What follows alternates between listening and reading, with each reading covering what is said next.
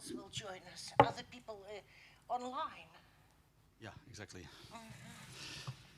Good morning, everybody. My name is Dariusz Kozerowski. I've been working in the Jagiellonian University in National Security Chair, and I will have a pleasure to moderate our debate directly connected with the international security.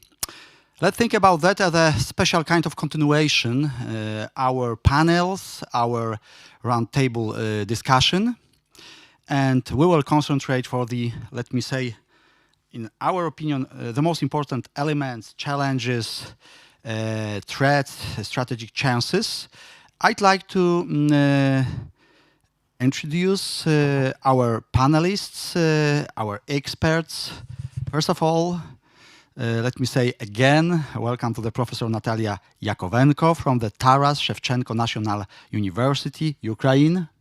Madam Professor, it's a pleasure to see you here. And of course, with us is Dirk Dubois from European Security and Defense College, Belgium. Dirk, nice to see you again in the next panel. So I'd like to tell you, of course, welcome to the all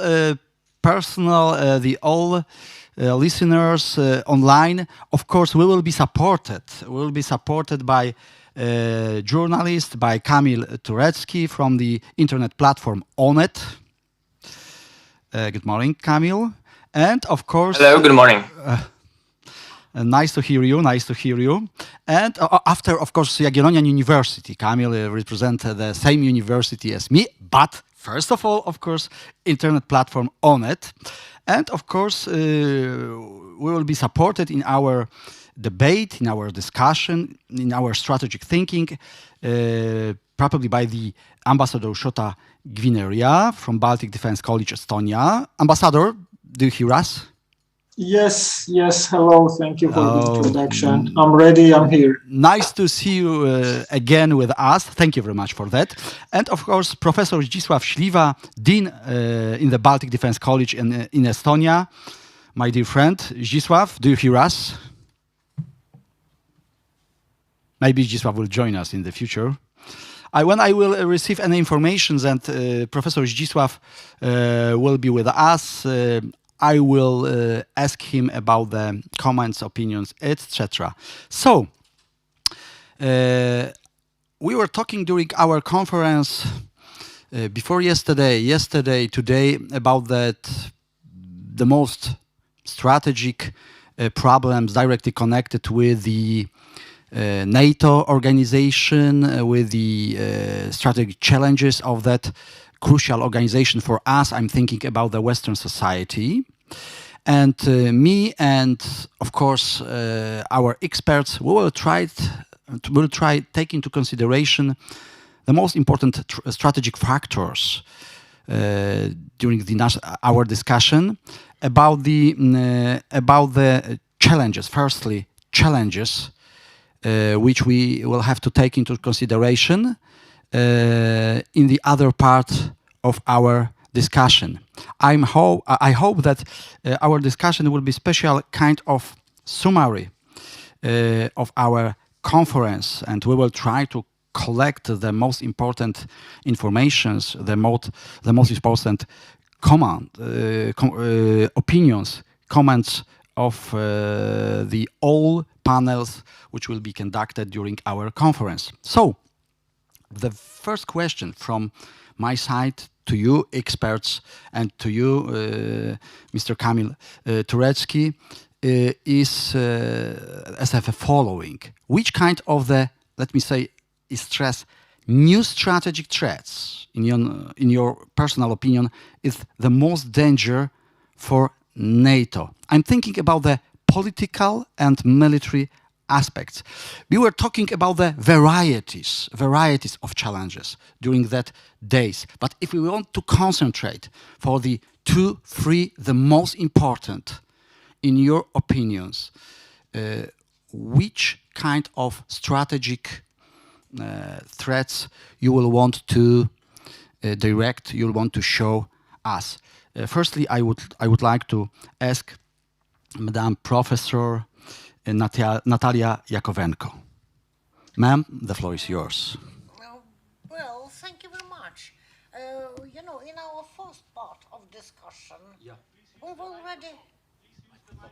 Please use the microphone Thank you very much. Sorry, I didn't online use it will be easier to listen to you. We had a very fruitful and long discussion before that, but I think the participants online are the same, and maybe they heard, maybe not all were present, and among our participants were also had more people here, more scholars and professors. But now we remain here, and we are going on. So let me interrupt, Madam. Let me interrupt. The idea is that in the round table we can conversate in our, let me say, group of the experts. Now, the bigger society, our students, our colleagues, scientists, and all participants who want to take part in our conference, they have occasion to listen to us. It's ideal. So even if we repeat something, it will be okay, because not all of them or not all of us were listened to, and so I'll mention again. We were speaking and discussing the so-called bad behavior of Russia and Mr. Putin as a president. And much was told about it. And I mentioned the strategy which was described and stressed by Professor Ježonbek at the conference. It is responsibility to protect doctrine, not strategy, but doctrine, which is used in strategies of the different sides. I like this doctrine, and I mentioned it at our first session, and I told that this doctrine is not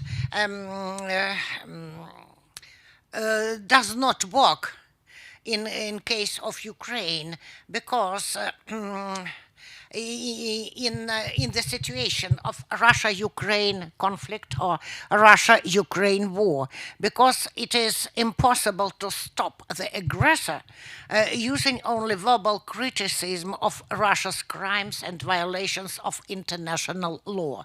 And we also paid much attention to this, to stress that Russian behavior can be also classified as an aggressive one, and Russia may be called an aggressor, and it is called an aggressor.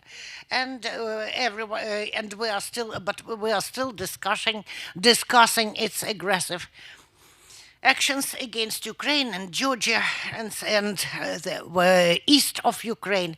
But, and it was absolutely rightly commented that this doctrine is aimed at protection and responsibility of the own citizens of the state. Of some state, because that very state is responsible and must protect its citizens. In case of Ukraine, the situation is not like that, because our neighboring states and our partner, and international organizations were. Ukraine is a partner, NATO, the European Union, and other influential organizations. First of all, of course, the North Atlantic Alliance. They cannot protect our citizens, and they cannot be responsible for our security. But on the other hand, Russia occupied Crimea and is doing its best to occupy the east of Ukraine. And Crimeans, all the citizens of Crimea, including Crimean Tatars and others, former Ukrainians, they all, maybe not 100%, but over 90%, they received Russian passports. And they are citizens of Ukraine. The situation is the same in the east of Ukraine. So this doctrine will be effective for Russia in this case.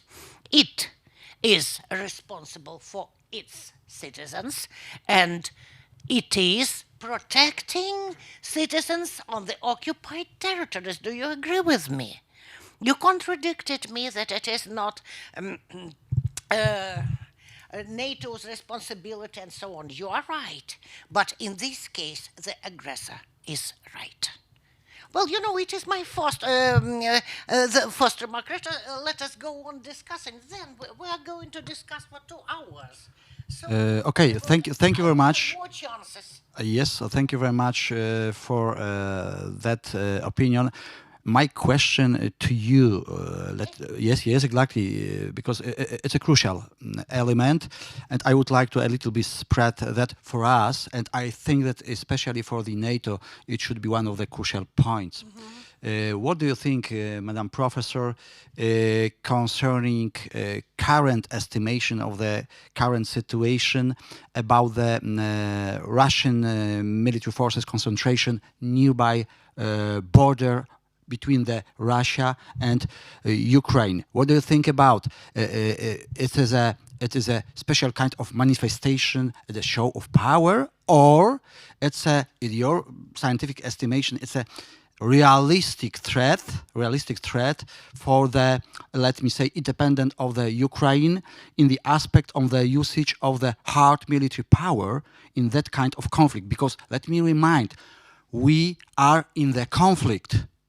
Yes, Well, but maybe in the next stage of that. So, Madam, shortly, if you will want to give your opinion.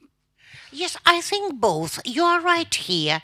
On the one hand, it is a real manifestation to demonstrate Russian forces, hard power. And on the other hand, it's simply to produce some effect on minds and apprehensions of people that they are facing such a strong enemy, and Russia likes.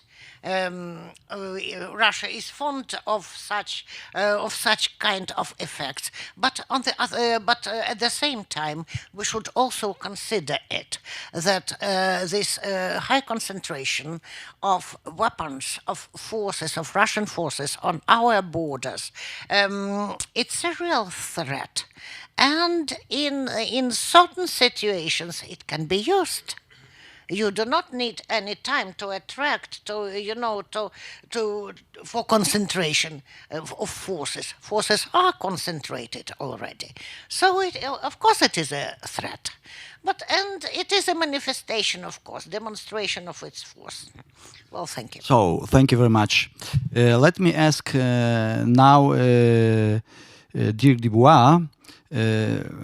My first question was directly connected with the new strategic threats and directly connected with them the most danger threats for NATO, for us as an organization. If you want to give us 2, 3 the most important challenges from the varieties of that group, it would be for us very useful to continue our discussion. Dirk, the floor is yours. Yes, thank you, and it's an excellent question, and I will reply in a non-conventional way. In a sense, I think the biggest strategic challenge for NATO is the same as the biggest strategic challenge for the European Union, namely internal cohesion and internal resolve. We need to remain united in front of challenges such like the Russian aggression. We need to show that we can close quite quickly our ranks, and a good example of that, which was one that I also mentioned earlier on in this conference, is the demonstration, the visit by the President Charles Michel to the Polish borders, very closely after a big dispute between Poland and the European Union on another topic. EU closed ranks towards the challenge done by Belarus. And I think this is mostly the crucial point of the alliance, and it's our weakness, a comparative weakness against unified players like China or like Russia. Then in the long term, one of the biggest challenge comes from population dynamics combined with climate change.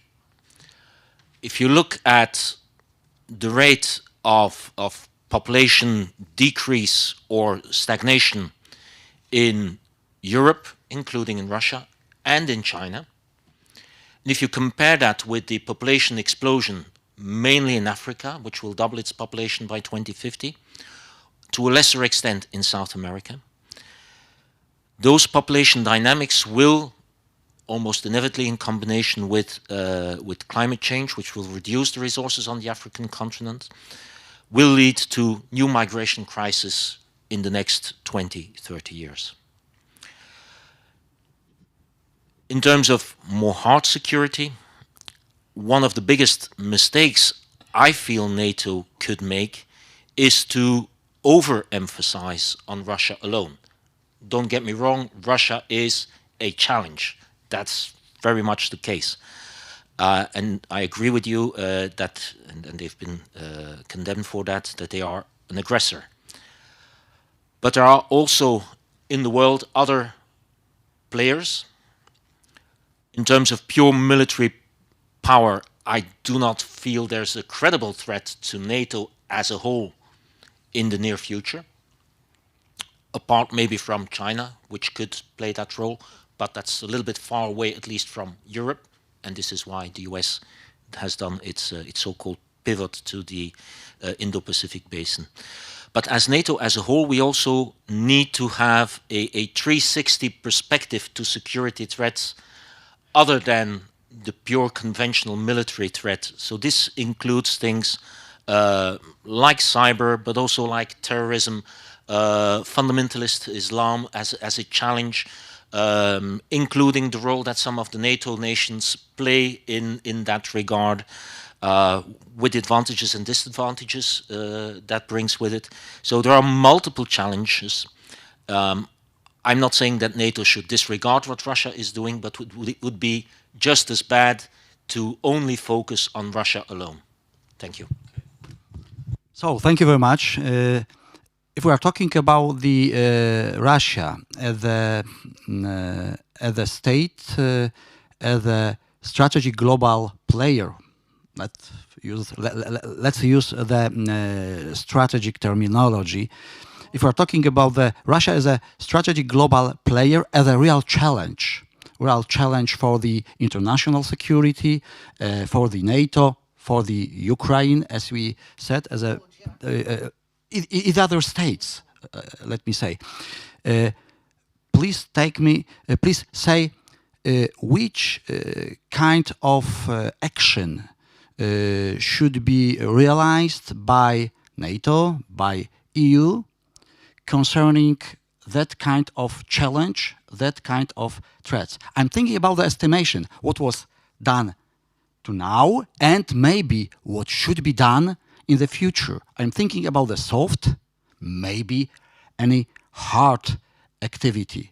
Do we make any, let me say, realistic activity, or that strategic waiting from the Western and only economic tools and economic restrictions? It's a let me say final option from Western side. It's a question to you. Please take into consideration, and I want to direct that question to the all who have been listening us now, because to tell you the truth, if we want to estimate current situation from the political strategic level, we have been listening since years. That, of course, we have been doing such big number of activities, but the question is, what about results? So, firstly, Madam Professor, what do you think about that from the Ukraine perspective? Okay. If you can. Thank you very much. I already stressed, and it is obvious that all the assistance. Sorry. Okay. Sorry, thank you. You know, we have an excellent atmosphere of discussion, and probably we have forgotten about the microphones. Please remind us. Madame? A very favorable atmosphere and a very good communication. And after days of discussions at the conference, it's simply pleasant to relax a little bit, to exchange opinions, to conclude to conclude all our ideas, interesting topics.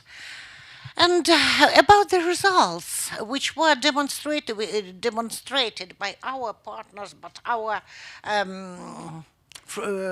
neighboring states, by international organizations. First of all, it is. Economic measures were which were activated against Russia. Economic sanctions imposed by NATO member states and by EU member states, though there are very many states which belong to both organizations. So to some extent, the same states, and but Russia does not seem to be vulnerable to these imposed economic sanctions, because they will go on. I am sure they will be activated by many states, by the members of the North Atlantic Alliance, but whether they will be too effective or not, I will say they will remain the same, I think. Russians take them into considerations, but if they cannot pay much attention to them, they will not. They continue to do the same and to demonstrate aggressive behavior.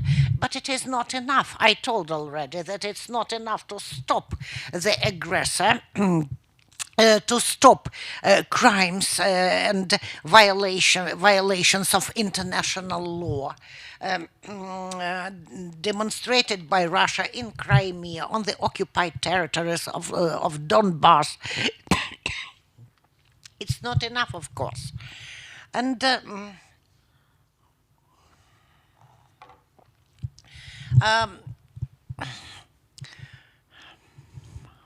well, I must say, it's not all, but very. There are no very resultative and constructive measures.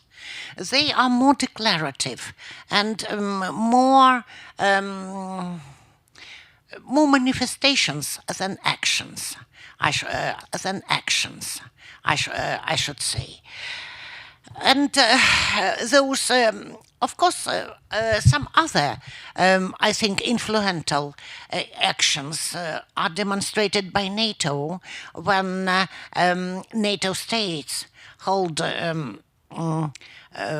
training, joint trainings, military training together with their partner states. Then the concentration of NATO ships in the Black Sea, to ensure, to protect somehow Ukrainian territories, Ukrainian waters. But it is, again, it's a demonstration. But Russia is also demonstrating here its aggressive behavior. So you see, but considering the situation which has been formed by now, it's impossible maybe to do anything else, because and again it would be if. My idea, and not only mine, the idea of mine, if Ukraine had been a NATO member state, we would have never faced such a situation. And it is a fact. Neither Ukraine nor Georgia. And Professor Elżbieta Stadmuller, who was here at our first session, she was agree, and she also told that the Baltic states would have faced the same situation now if they had not been members of the North Atlantic Alliance. So those states appeared to be protected according to the Article 5 of the North Atlantic Treaty. They appeared to be protected by such a huge global organization as NATO. Ukraine is not so successful and so lucky. And another, the deepening, another way of strategy is deepening partnership. Making it more effective, more maybe overwhelming. But it is going on for many years, since the very, very beginning of Ukrainian independence, almost since the very beginning. Ukraine participates in all NATO-led operations and military trainings. And and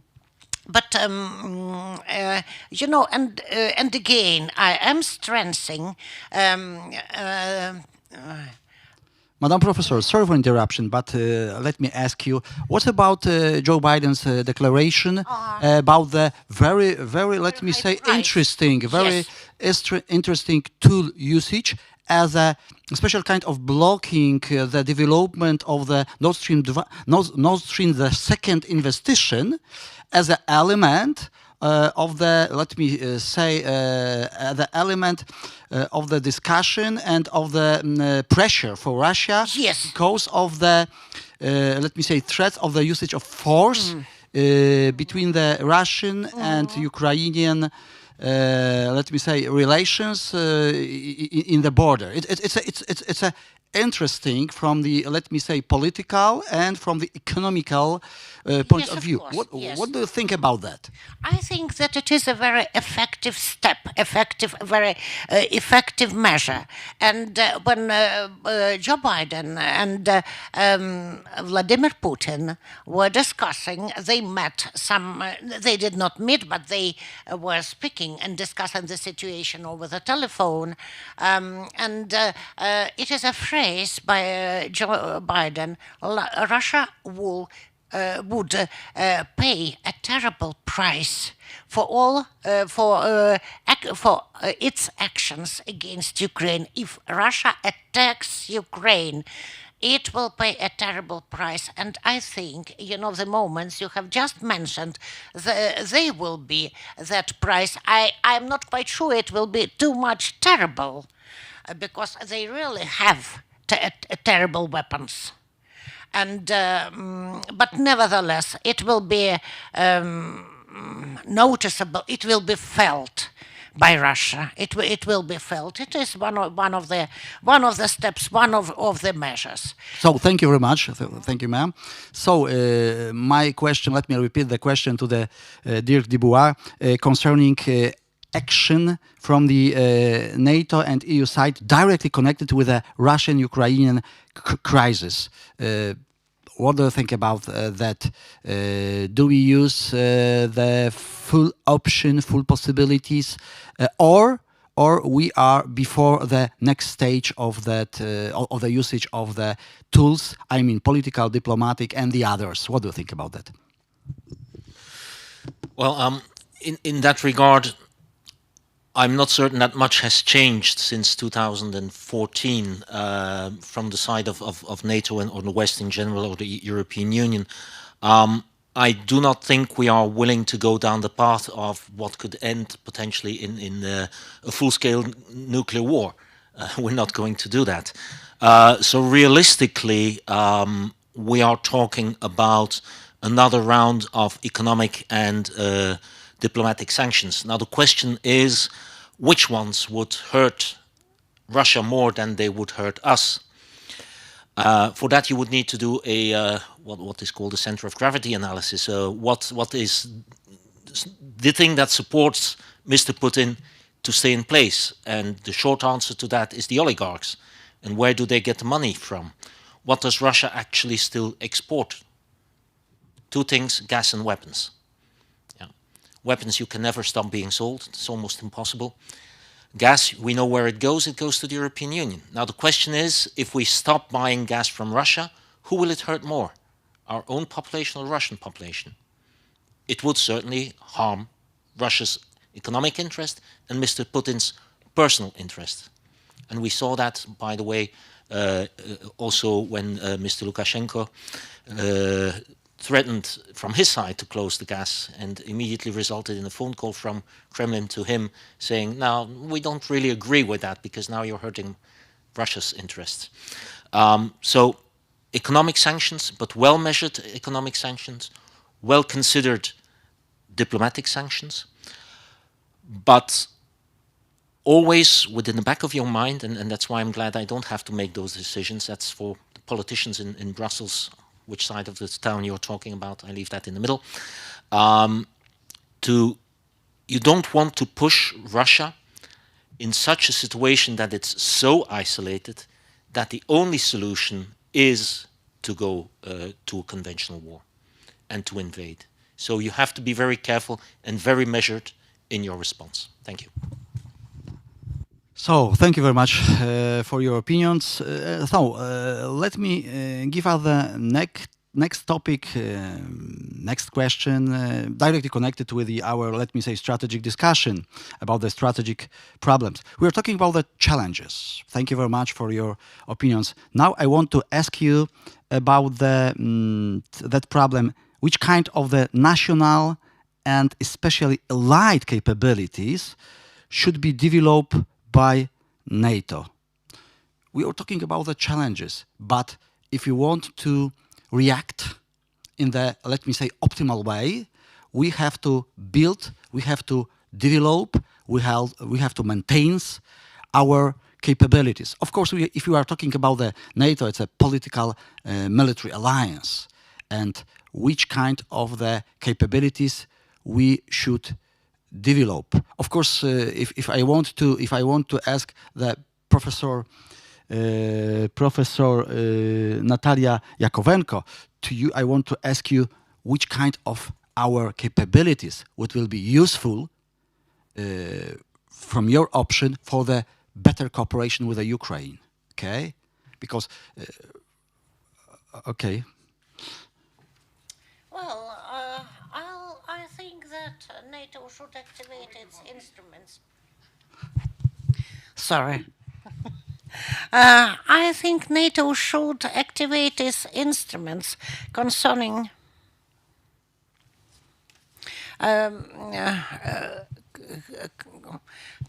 its expansion. And first of all, what as far as Ukraine concerns, it is membership action plan, which we are waiting for. At the Bucharest summit of 2008, both Ukraine and Georgia were promised, maybe not so loudly promised, but it was mentioned, and it was not, and it was told that in the near future, Ukraine and Georgia might or may become full members of the North Atlantic Alliance. And I don't think it is a more effective instrument for these states, first of all Ukraine, than to receive this instrument to improve its cooperation with NATO. Membership action plan is, our the nearest point of our aim, and our aim our Euro-Atlantic course is officially declared in Ukraine's constitution 2 years ago, and so it seems to me it is the most effective instrument for Ukraine, and in general, of course, NATO's enlargement. It is also a very good instrument. To tell the truth, NATO, North Atlantic Alliance, is not a regional organization anymore. It is a global organization because it embraces the whole world. It has partners in the remote parts of the world, as Australia, New Zealand, and Japan, and very many other states. So, to further expand partnerships, to deepen cooperation, and to enlarge, and give chances to those members who are desire to be. Thank you very much. Thank you very much, Madam Professor. Now I want to ask about the same Mr. Ambassador Shota Guinera from the Baltic Defense College.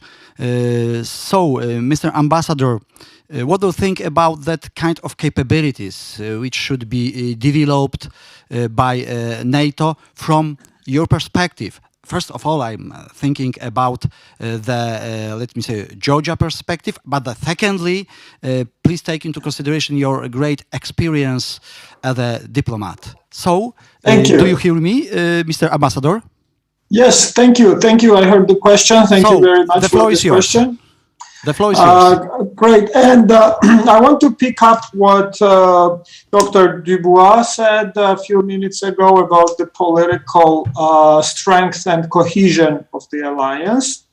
And this is something that was very well reflected in the expert report that was commissioned by the Secretary General. And this report came out a few months ago. And few months after this report will end up being the solid basis for NATO's new strategic concept.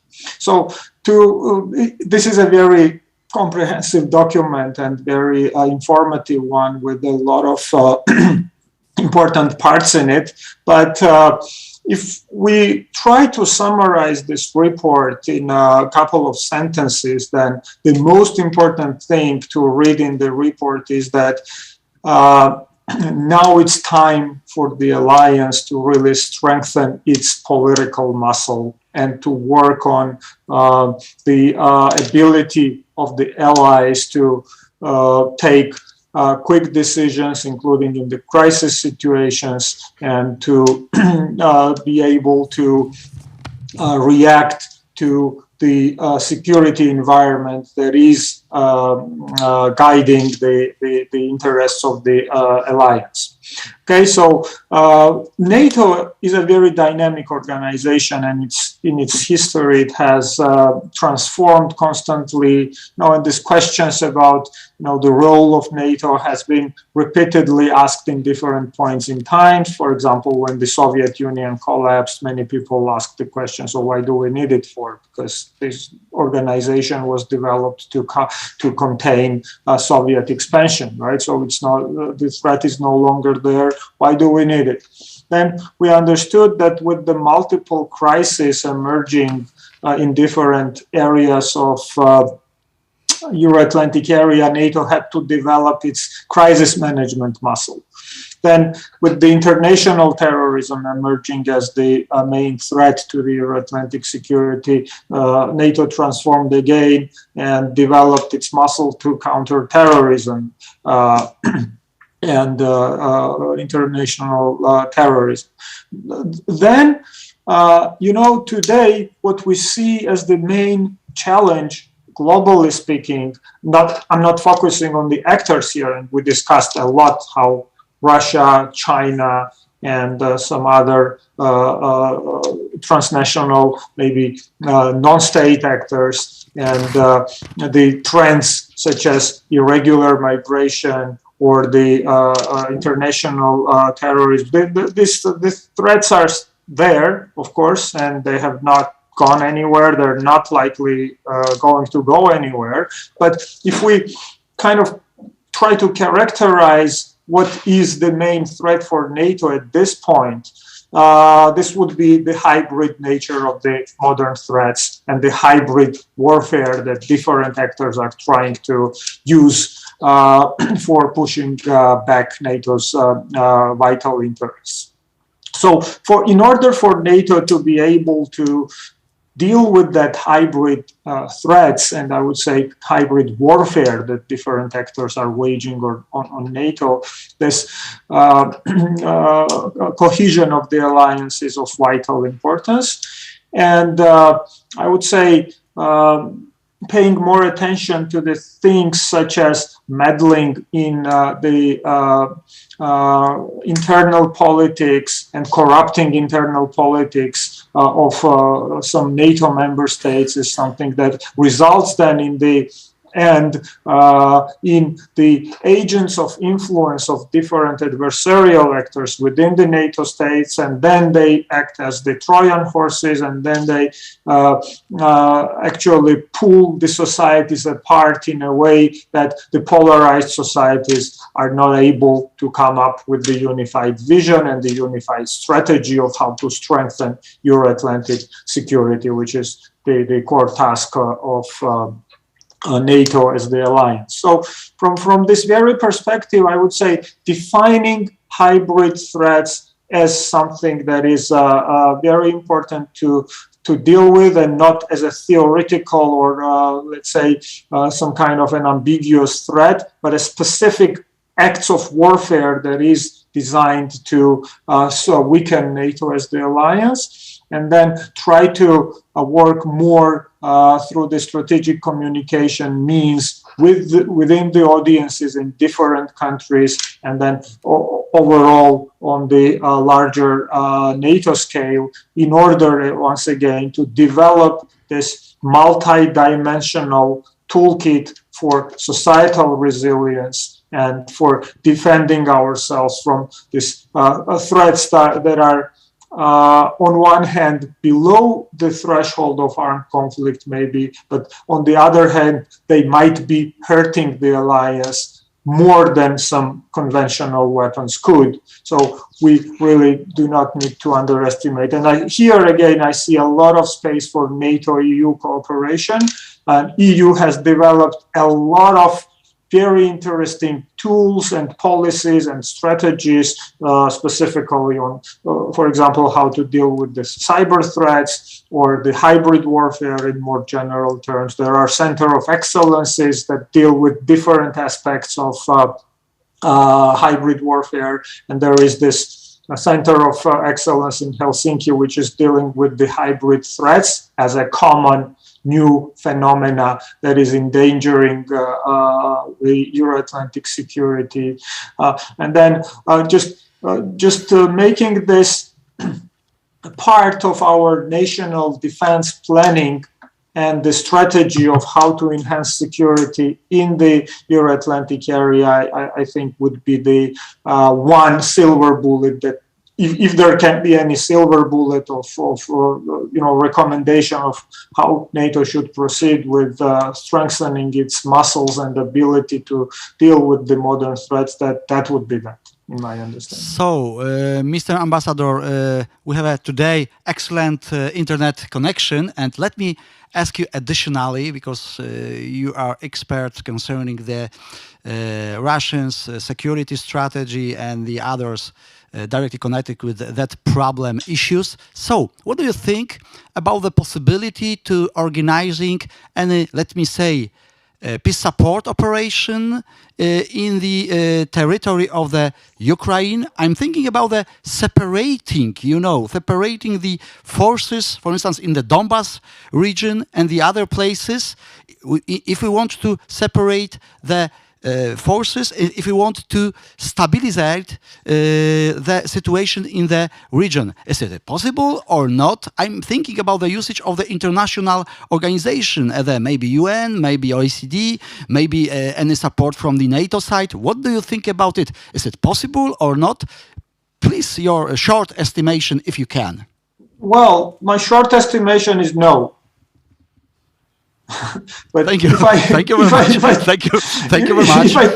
If I try to develop this a little bit further from that, we have to understand the bigger picture of what Russia is doing in Ukraine and why is Russia doing that. And we have discussed this extensively. So the objective of the Russian Federation is not to take any specific part of Ukrainian territory or the Georgian territory. Russia uses this conflict as a weapon and a tool to influence the decisions of those countries and to influence their ability to move forward with their strategic objective of European and Euro-Atlantic integration. So from this perspective, Russia is not interested in any way to achieve any sort of progress in those conflicts which it has masterminded, developed, executed, maintained, and protracted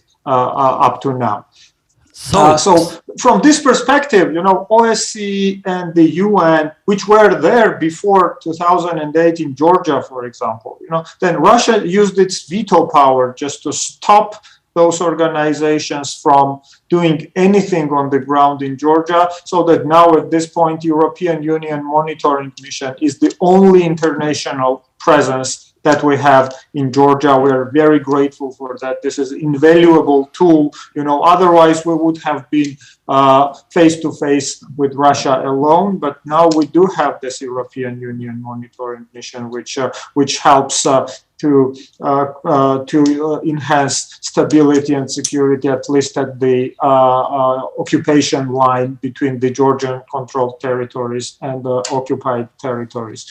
So from that perspective, if we analyze the core of the problem, and if we analyze the situation that Russia is the member of the UN Security Council, it can block any decisions within the UN. It is member of the OSCE, and again, their consensus is needed to for the OSCE, the organization, to take any meaningful steps. I do not expect that this kind of international engagement on the ground with the missions is possible at this point, but this does not mean that we should not use these organizations to exert as much pressure on the Russian Federation as possible, and to show once again that Russia is going against the tide. Russia is not actually acting violently and aggressively against the Ukraine, but it is violating the fundamental principles of international law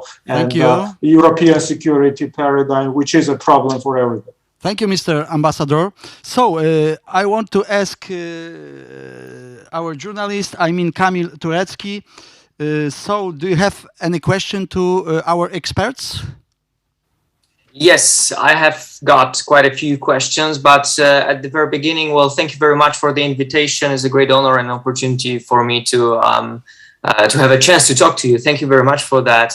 To sum up with my thoughts about that, the strategic threats, I totally agree with you that the matter of internal cohesion of NATO and EU is one of the biggest challenges for NATO, for European Union, for the world maybe. The second thing is the climate change, as you already mentioned, that climate changes and the migration crisis that it may cause, and the climate change, which we haven't told about that yet, it may widen the fight for resources in the Arctic region. And maybe, I don't know, because I'm not a biologist, maybe the ice shrink will somehow cause the new viruses or whatever they will bear or whatever, and maybe there will be some new kind of pandemics we will have to face with. I don't know.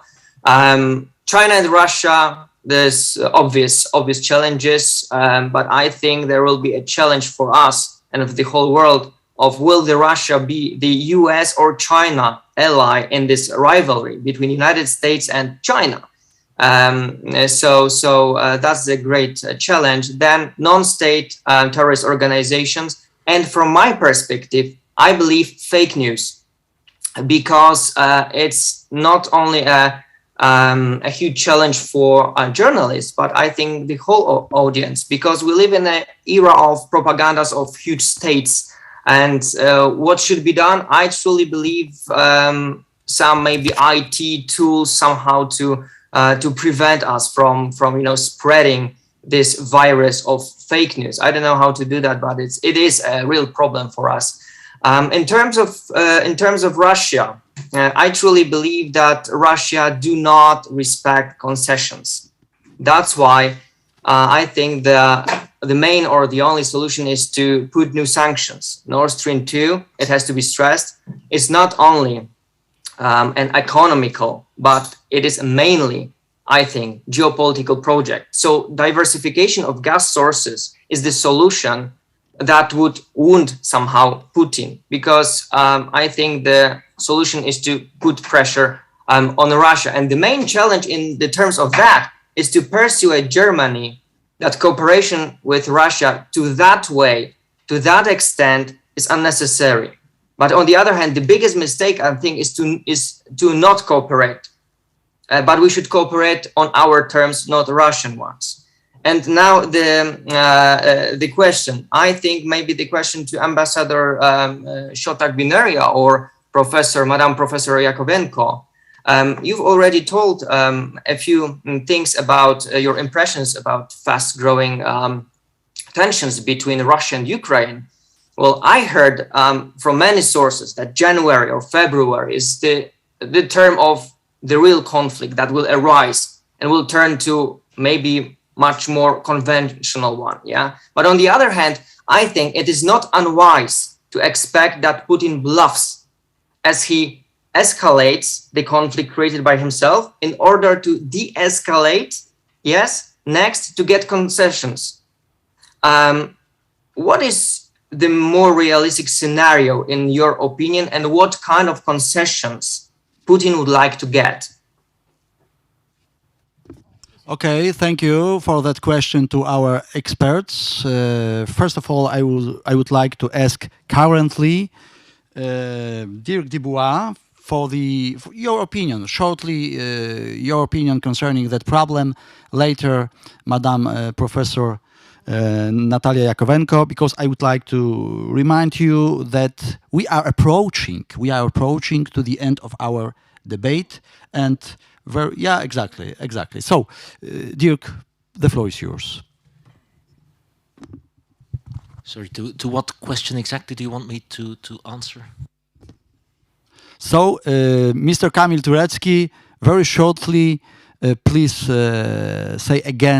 please ask again your question. Yes, thank you very much. I think the question is, what are your impressions about the fast-growing tensions between Russia and Ukraine? You've partly already told about that, but I heard from many sources that January and February is the term the conflict will arise to the much more conventional one. But on the other hand, some people say that Putin bluffs as he escalates the conflict created by himself in order to de-escalate next to get concessions. What is, in your opinion, the more realistic scenario? And the second part, what kind of concessions Putin would like to get? Thank you so much. So, Dirk Dubois, the floor is yours. Thank you. I don't think that Mr. Putin actually knows himself today. He is keeping his options open, and he is indeed, as some speakers have said before during this convention, he is looking at what the reactions are from the West to decide whether he is going to go for a hot phase of the war, whether he will de-escalate and try to get concessions like freezing the conflict forever, because that's the kind of conflict Russians actually do like, because it's a perpetual lever against the countries in the region and a perpetual lever against the West.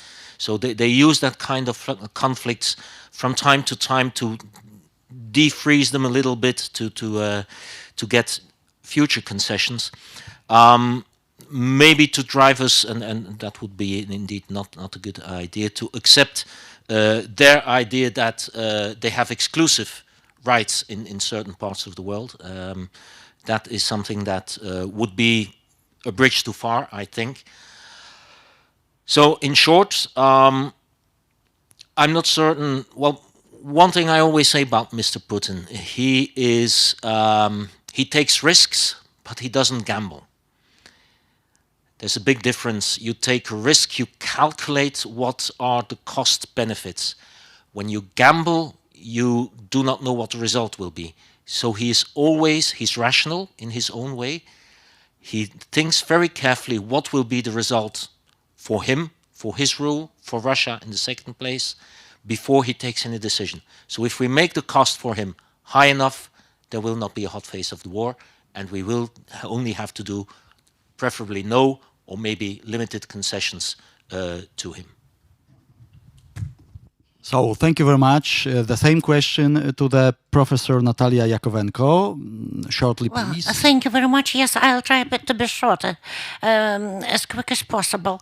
Well, but first of all, at last we are mentioning the hybrid war, and you know that at its disposal, hybrid war possesses so many instruments and tactics and approaches that it's hardly possible to enumerate it and to remember all of them.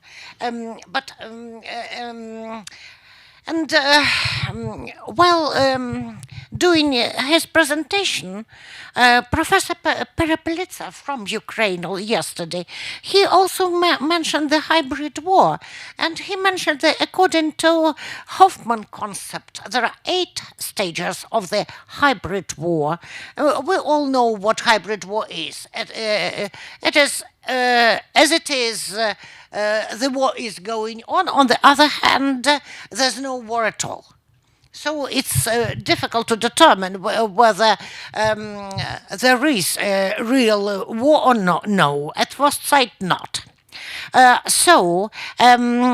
now, according to his opinion, Russia is coming through the 6th stage of the hybrid war, and it is approaching that the real hostilities, real war actions using weapons.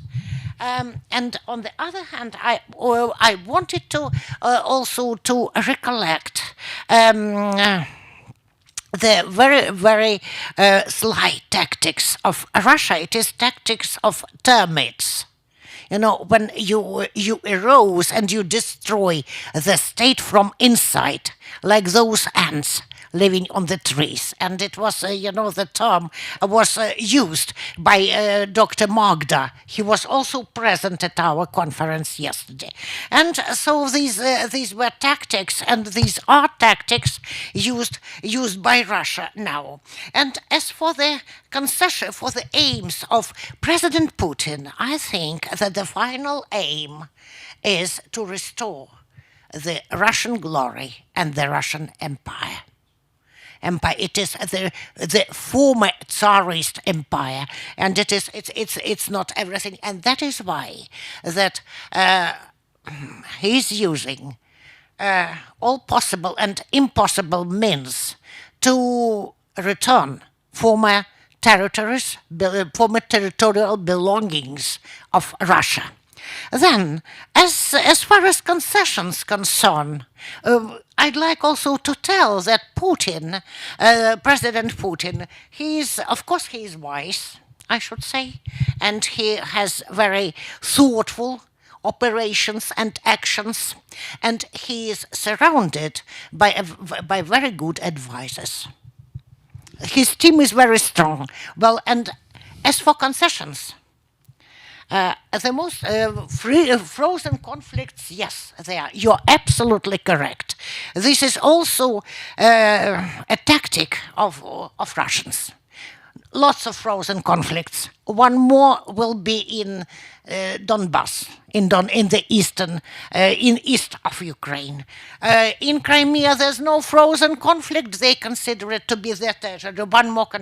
One more desire: water in Crimea. Thank you very much for that opinion. Of course, if you are talking about that terminology, the frozen conflict, we have to remember that, of course, we shouldn't be too long in that frozen conflict because of hypothermia. Don't forget. So, on the other way, I know that we'll be able to continue our debate, our discussion longer and longer. But fortunately, we will have to create any final conclusion. I wouldn't like to say that we will be able to receive any excellent, the best solution in our conference. It wasn't aim.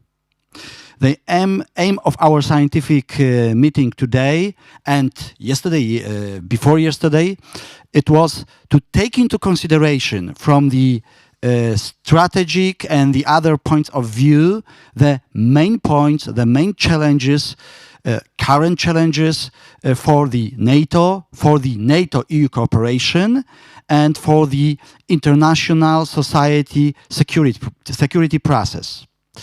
We tried to give the interesting light and for the plenty of the topics which we tried to touch, and I hope that it will be useful not only for us as the participants, as the experts, but especially for the all participants who took part in our conference online. I hope so.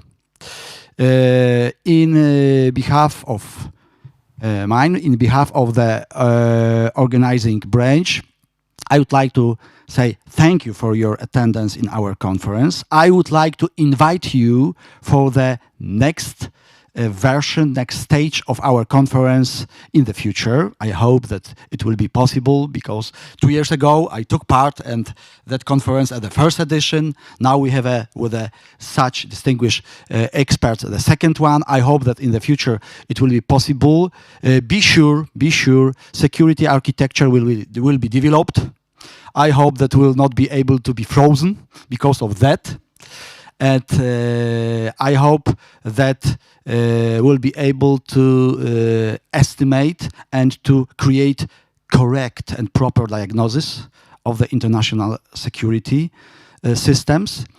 From my side, I would like to wish you and me Happy New Year, more secure, more safety New Year for all of us, for all regions. And I wish us that when we will meet in the future in the next our summit, Wroclaw Security Summit, Wrocław Security Forum, we will have a better world than now. I wish you have a nice time. See you in the next conference. Thank you very much. Have a good trip. See you in the future. Thank you.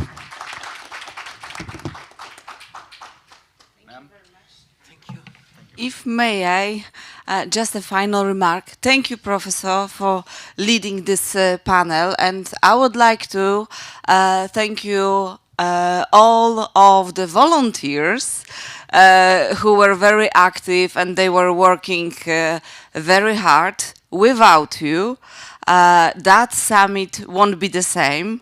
And I hope that this participation was only the first step in our next conferences, our next meetings. And let me have the final remark, because we wouldn't be here without two awesome guys, and they were all the time in the shadow, but they are spiritus movens of that event. So let me thank you.